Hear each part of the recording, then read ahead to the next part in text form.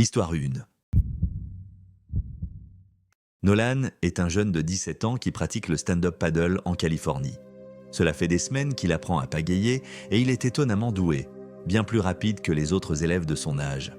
Un jour, après être rentré de l'école, il décide d'aller à la plage avec sa planche de stand-up paddle et sa pagaie. Il n'a pas de cours aujourd'hui, mais il souhaite s'entraîner seul pour voir jusqu'où il peut aller sans la supervision de Caroline. En voyant que les vagues semblent parfaites pour surfer ou faire du paddle, il commence immédiatement à affronter les vagues. Il tient fermement sa pagaie et avance contre les vagues qu'il parvient à franchir avec succès. Satisfait de sa performance et des progrès qu'il a réalisés tout au long de la journée, il décide finalement de retourner sur le rivage, savourant chaque instant de cette expérience unique et gratifiante. Cependant, à sa grande surprise, quelque chose d'étrange commence soudainement à se produire, perturbant ce moment de tranquillité inattendue. Alors qu'il pagaille en pleine mer, Nolan sent quelque chose d'anormal sous lui, comme si une grande créature nageait sous sa planche. Il s'arrête un moment, prend une profonde inspiration, quand soudainement, un grand requin blanc surgit de l'eau et tente de le mordre. Le requin replonge sous l'eau et attaque Nolan à nouveau, le projetant hors de sa planche. Pris de panique, Nolan récupère rapidement sa pagaie et nage pour s'éloigner, mais le requin fonce vers lui et essaie de mordre sa jambe. Par chance, il parvient à donner un coup de pied au visage du requin avant qu'il ne le morde. Soulagé un instant, il est de nouveau attaqué par le requin qui cette fois-ci parvient à saisir sa jambe et commence à la mâcher violemment, provoquant une hémorragie sous l'eau. Nolan tente désespérément de frapper le visage du requin avec son autre jambe, sachant qu'il pourrait se noyer si le requin ne lâche pas prise. Il se rend compte alors que la pagaie qu'il tient est un objet solide et lourd et commence à frapper le visage du requin à plusieurs reprises. Le requin commence à réagir, secouant légèrement la tête sous l'impact, mais Nolan sent encore ses dents acérées, profondément ancrées dans sa peau, lui infligeant une douleur intense. Refusant d'abandonner, il continue de frapper l'animal avec la pagaie de toutes ses forces. Finalement, après ce qui semble être une éternité, le requin décide enfin de lâcher sa jambe et de s'éloigner lentement. Malgré la douleur intense, Nolan parvient à remonter sur sa planche et à retourner à la plage en toute sécurité. Heureusement, un sauveteur le remarque immédiatement et l'emmène à l'hôpital, où on lui conseille de se reposer jusqu'à la guérison complète de sa jambe, gravement blessée par la morsure du requin. Après l'attaque, la plage a été temporairement fermée et le restera jusqu'à ce que les avertissements de requins soient levés.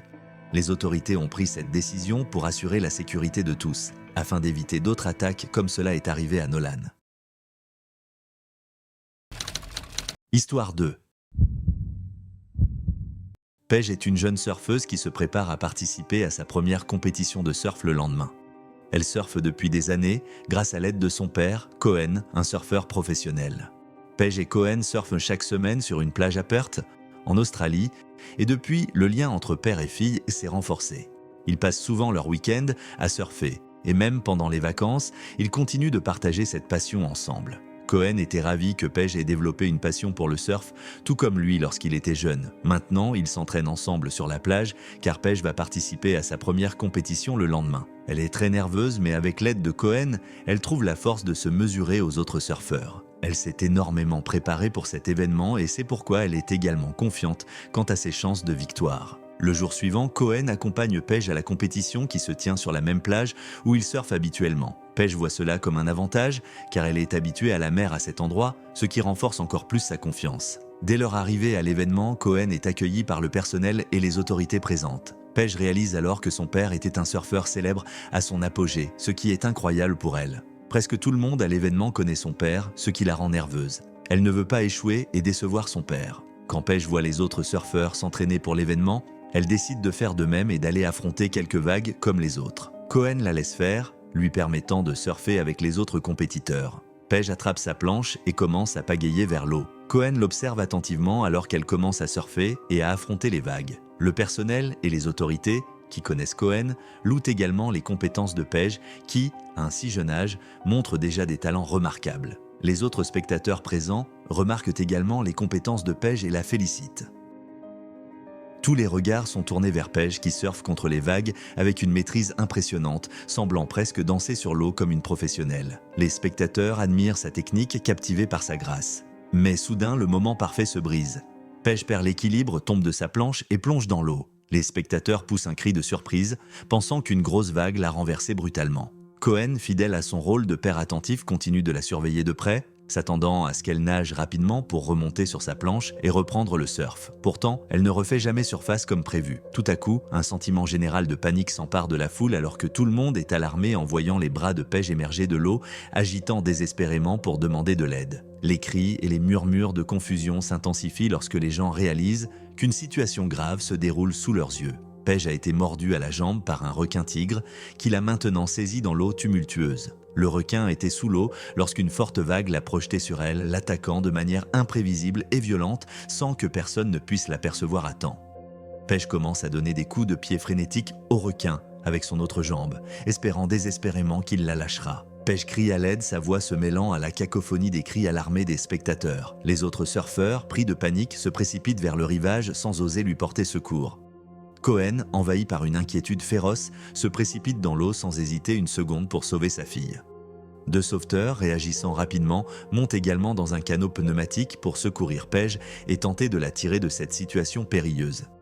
Pendant ce temps, Paige sent les dents du requin contre sa peau et le sang est déjà visible dans l'eau. En réalisant cela, elle crie encore une fois à l'aide en voyant Cohen nager vers elle, suivi des 2 sauveteurs dans le canot. Cohen arrive le premier, frappant et donnant des coups de pied au visage du requin-tigre avec ses mains nues. Paige s'accroche à lui alors qu'il frappe le visage du requin de toutes ses forces pour le repousser. Il frappe le requin à plusieurs reprises avec ses pieds jusqu'à ce que le requin abandonne et lâche la jambe de Paige, la laissant gravement blessée et en sang. Les 2 sauveteurs sur le canot pneumatique arrivent enfin et aident Cohen et Paige à monter à bord avant de les ramener sur le rivage. Les spectateurs de l'événement sont horrifiés en voyant la jambe de Paige sévèrement mordue. Cohen essaie de ne pas pleurer devant l'état de sa fille, alors que les autorités décident de l'emmener à l'hôpital pour des soins et d'annuler l'événement afin de prévenir d'autres incidents. Par miracle, Paige survit à l'attaque, mais il faudra beaucoup de temps et de soins intensifs pour que sa jambe guérisse complètement avant qu'elle puisse envisager de reprendre le surf, son activité favorite. Histoire 3. Gabriella travaille comme dresseuse de requins dans un centre de conservation animale et un aquarium public en Espagne. Oui, vous avez bien entendu, elle est dresseuse de requins. Bien que les requins ne puissent pas être domestiqués ni apprivoisés comme des animaux de compagnie, il a été prouvé qu'ils ont la capacité d'être instruits, tout comme les dauphins. Le centre de conservation animale et l'aquarium public où elle travaille attirent de nombreuses personnes, en particulier des enfants. L'aquarium public abrite diverses espèces de poissons et bien sûr des requins. Gabriella entraîne 2 requins taureaux nommés Javier et Alonso. Comme la plupart des requins, ces requins sont généralement dociles, mais deviennent très agressifs lorsqu'ils se sentent menacés ou dérangés. Javier et Alonso sont séparés de l'aquarium public et ont leur propre enclos, que les visiteurs peuvent facilement visiter pour les voir se nourrir ou être entraînés par Gabriella de près. Ces requins sont devenus populaires pour leur intelligence et leur bon dressage sous la tutelle de Gabriella. Javier et Alonso sont réactifs, mais Javier est plus sensible à la musique, tandis qu'Alonso réagit davantage aux formes. Des experts viennent également sur place pour observer comment Javier et Alonso répondent aux commandes de Gabriella. Ils pensent que ces requins pourraient ouvrir la voie à davantage de requins dressés à l'avenir et que, peut-être, le stéréotype selon lequel les requins sont dangereux et mortels pourrait disparaître avec le temps lorsque les gens se rendront compte qu'ils peuvent être entraînés à répondre comme des dauphins et ne pas attaquer les humains. Un jour, Gabriella apprend avec enthousiasme qu'un spectacle en direct mettant en vedette ses 2 requins préférés, Javier et Alonso, aura lieu le lendemain. Elle est ravie à l'idée de voir ces créatures participer à un événement qui mettra en lumière leur capacité à suivre des commandes et à démontrer leur comportement docile. Le lendemain matin, Gabriella se rend au travail plus tôt que d'habitude, impatiente de voir comment se portent Javier et Alonso avant le grand spectacle. Le nombre de visiteurs dans l'aquarium augmente considérablement et l'excitation pour le spectacle se fait sentir parmi la foule. Lorsque le spectacle commence, Gabriella se positionne sur une plateforme entourée d'eau, au cœur de l'enclos des requins, prête à offrir aux spectateurs une performance mémorable. Elle commence à nourrir Javier et Alonso avec de petits poissons et des calamars, puis exécute quelques tours et commandes par la suite. Les spectateurs sont émerveillés par les requins et leur capacité à suivre les ordres de Gabriella tout en se nourrissant. Mais lorsque Gabriella n'a plus de nourriture, les requins commencent soudainement à agir de manière étrange. Elle essaie de leur donner des ordres, mais ils n'obéissent plus et commencent à se cogner contre sa plateforme. Les gens sont déconcertés par le comportement étrange de Javier et Alonso qui ne suivent plus les commandes. Gabriella explique qu'ils veulent peut-être simplement plus de nourriture et donne un autre ordre, qui cette fois est étonnamment obéi par les requins. Gabriella pousse un soupir de soulagement, tout comme les spectateurs, alors qu'elle s'apprête à se diriger vers le côté de la plateforme pour chercher un autre seau de nourriture, elle glisse accidentellement et tombe dans l'eau directement sur Alonso. Les spectateurs sont choqués et poussent des cris en voyant Alonso devenir agressif, se sentant menacé par la chute de Gabriella dans l'eau. Gabriella tente de nager vers la plateforme, mais Alonso l'attaque et la mord au bras. Gabriella est simultanément choquée et terrifiée, ne s'attendant pas à ce qu'Alonso réagisse ainsi. Elle les a entraînés et a parfois nagé avec eux, mais c'est la première fois qu'elle voit le requin devenir agressif envers elle. Les spectateurs pensaient que Gabriella avait un contrôle total sur les requins, jusqu'à ce qu'ils voient du sang dans l'eau, et Javier s'apprêtait à l'attaquer également. Gabriella tente de frapper et de donner des coups de poing au visage d'Alonso, mais cela ne sert à rien.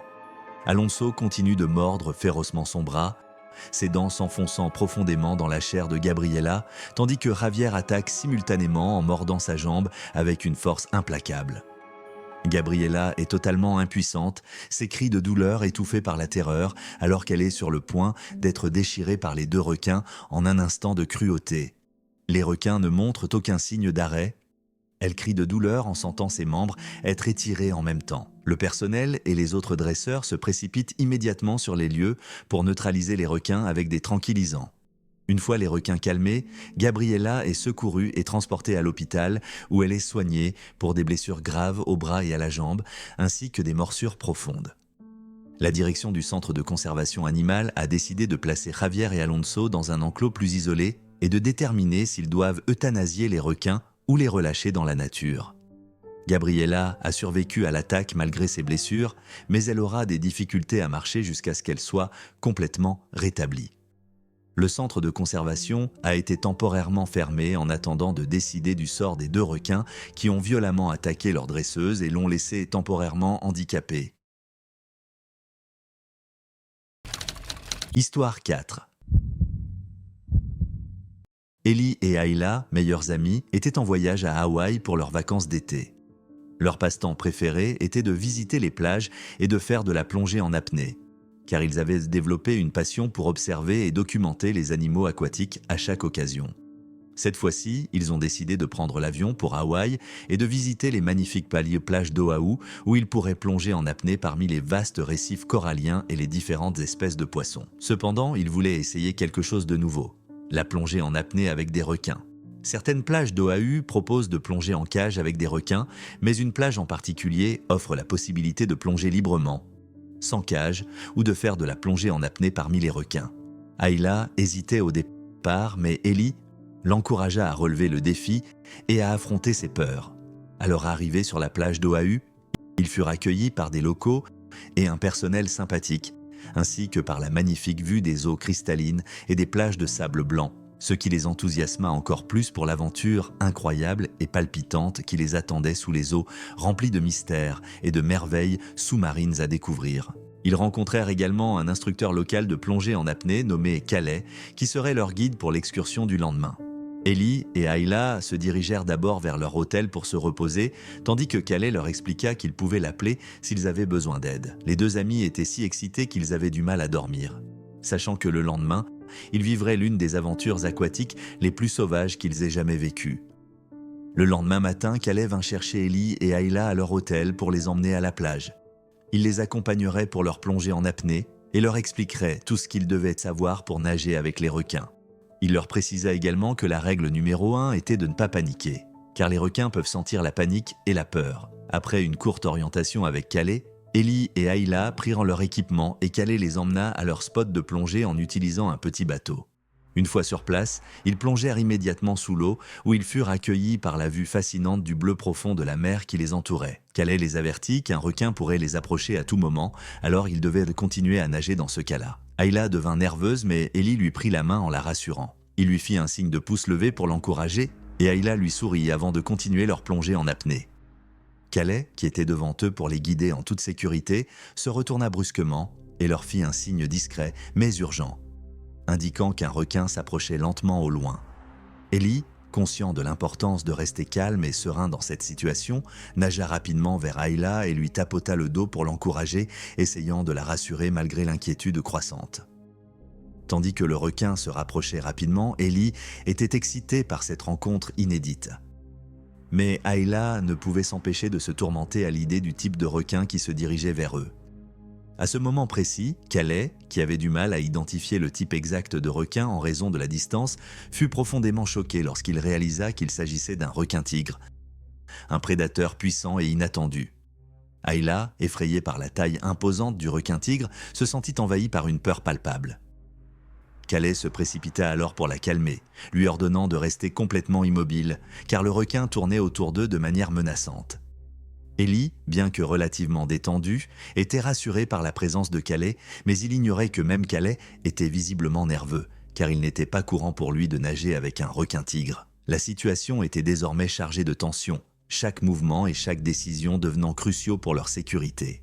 Tout se passait bien jusqu'à ce que le requin décide de nager sous Ayla, ce qui la fit paniquer et donner un coup de pied au requin. Le requin-tigre ne l'apprécia pas et, se sentant menacé, il mordit la jambe gauche d'Ayla. Ellie et Ayla furent choqués alors que le requin-tigre continuait de mordre la jambe d'Ayla, secouant son corps dans l'eau et tentant de lui arracher la jambe. Ayla criait sous l'eau, tandis que Calais se précipitait vers le requin pour le frapper avec ses pieds nus, et Ellie tentait de maintenir le corps d'Ayla pour la calmer. Le requin-tigre continuait de mordre la jambe d'Ayla et Calais utilisait toutes ses forces pour frapper le visage et les branchies du requin. Au bon moment, Calais réussit à piquer l'œil du requin, ce qui le fit réagir et s'éloigner d'eux aussi vite que possible. Après l'attaque, ils aidèrent immédiatement Ayla à sortir de l'eau et la transportèrent dans le petit bateau pour obtenir de l'aide. À leur arrivée sur la plage, Ayla perdit connaissance. Elle fut ensuite emmenée à l'hôpital pour recevoir des soins médicaux pour la blessure à la jambe gauche. Elle survécut à l'attaque, mais dut passer un long moment à l'hôpital pour se remettre de la blessure causée par le requin.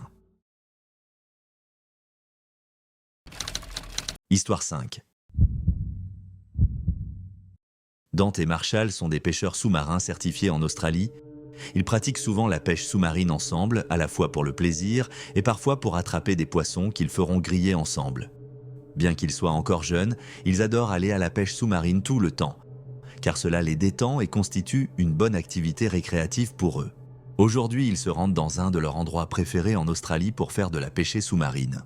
Ils ont pris un hors-bord pour se rendre à leur site de pêche sous-marine et ont préparé l'équipement qu'ils utiliseront. Leur combinaison de plongée, leur fusil harpon, leur couteau de plongée et leur bouée. Dante s'est porté volontaire pour être le premier à plonger car il aime attraper beaucoup de poissons perroquets. Dès qu'il enfila son équipement et prit son fusil harpon, il plongea sous l'eau et commença à chasser. Il était toujours émerveillé par la beauté des récifs coralliens et des poissons sous-marins. C'est pourquoi il allait toujours à la pêche sous-marine. Lorsqu'il vit un poisson perroquet, il visa immédiatement avec son fusil harpon et tira, frappant parfaitement le poisson à la tête. Dante nagea pour ramasser le poisson et sortit de l'eau pour le placer dans sa bouée. Reed et Marshall furent impressionnés car Dante était toujours rapide à trouver une cible lorsqu'ils allaient à la pêche sous-marine. Dante rechargea son fusil harpon et retourna sous l'eau. Minute après minute, il attrapait des poissons et impressionnait encore plus ses amis, Reed et Marshall. Quand la bouée de Dante fut légèrement remplie de poissons, il remonta sur le hors-bord car c'était maintenant au tour de Marshall. Tout comme Dante, Marshall est un professionnel dans ce qu'il fait. Il vise toujours les plus gros poissons pour remplir sa bouée facilement. Après quelques minutes, Marshall en avait fini et c'était au tour de Reed de plonger.